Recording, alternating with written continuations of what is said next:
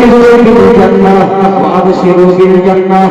ও আল্লাহর বান্দা বান্দীরা, যদি আল্লাহর নেক বান্দা বান্দী হয়, যদি আল্লাহর রোজাদার বান্দা বান্দী হয়, যদি আল্লাহর মুমিন বান্দা বান্দী হয়, যদি আল্লাহর মুত্তাকি বান্দা বান্দী হয়, এক জায়গায় দাঁড়িয়ে থাকে, এক জায়গায় ইস্তেকামত থাকে, আমার আল্লাহ পাক রব্বুল আলামিন তাদের মৃত্যুর সময়ে ৭০,০০০ রহমতের ফেরেশতা পাঠিয়ে দেয়।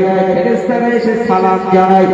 সালাম জানানোর পরে এইবারে বলে, আল্লাহ নেক বান্দা, আপনি ভয় খাবেন না, ভীত হবেন না, আপনি সন্তুষ্ট হবেন না, আপনি যেন ভাবলে যাবেন না। আল্লাহ পাক রব্বুল আলামিন আমাদের পাশ দিয়ে আমাদের কাছে একটা সুসংবাদ দেওয়ার জন্য আমরা ৭০,০০০ ফেরেশতা এসেছি। ওই সুসংবাদটা হলো ওয়াবশিরু বিল জান্নাহ। আল্লাহ পাক রব্বুল আলামিন আপনাকে জান্নাতি বলে ঘোষণা দিয়েছেন। একবারে বলেন আল্লাহ। ৭০,০০০ ফেরেশতারা এসে জান্নাতের সুসংবাদ দেবে আপনার আমার কানে।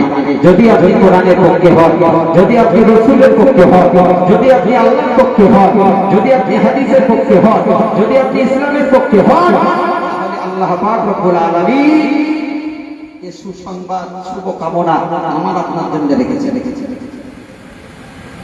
যদি আমরা এই জায়গায় ইস্তেকামত করতে পারি, আর যদি আমাদের ইস্তেকামত না থাকে, তাহলে জালিম বাদশা পাঠাবে আল্লাহ।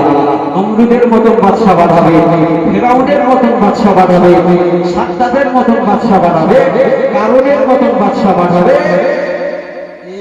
একটা যাবে একটা আসবে, একটা যাবে একটা আসবে। আপনার রাসূল জানিয়েছে আখিরি জামানায় ফিতনা ফাসাদের জামানা, একের পর এক বালা মুসিবত আসতে থাকবে। দামে তসবির দানা ছিঁড়ে গেলে যেরকম টপকে টপকে টপকে টপকে পড়ে, ঠিক তদরূপ যদি আল্লাহর বান্দা বান্দীরা সোজা না হয়, যদি ঈমানদার না হয়, যদি দিনদার না হয়, যদি মুত্তাকি না হয়, যদি আল্লাহওয়ালা না হয়, যদি আল্লাহ প্রেমিক না হয়, যদি আল্লাহ রাসূল প্রেমিক না হয়, যদি কোরআন প্রেমিক না হয়, তাহলে আল্লাহ পাক রব্বুল আলামিন জালিম বাদশা পাঠাবেন, কেউ রদ করতে পারবে না।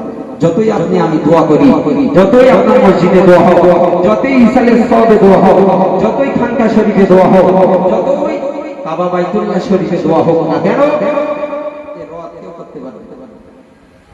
ইতিহাসে একটা দেখছিলাম যে মুসলমানরা ভারতবর্ষ 850 বছর শাসন করেছিলেন।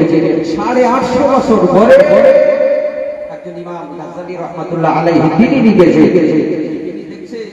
যে আপনার ওই ফেরেশতা খিজির আলাইহিস সালাতু ওয়াস সালাম মুসলমানদের হাত থেকে ইসলামের পতাকা তুলে নিয়ে জালিমের হাতে দিয়ে দিচ্ছেন। হযরত খিজির আলাইহিস সালাম মুসলমানদের হাত থেকে ইসলামের পতাকা ছিনিয়ে নিয়ে একজন খ্রিস্টানের হাতে ধরিয়ে দিচ্ছে। কেন? আব্বাসী যুগ চলে গেল, তারপরে খেলাফায়ে রাশিদিন যুগ চলে গেল।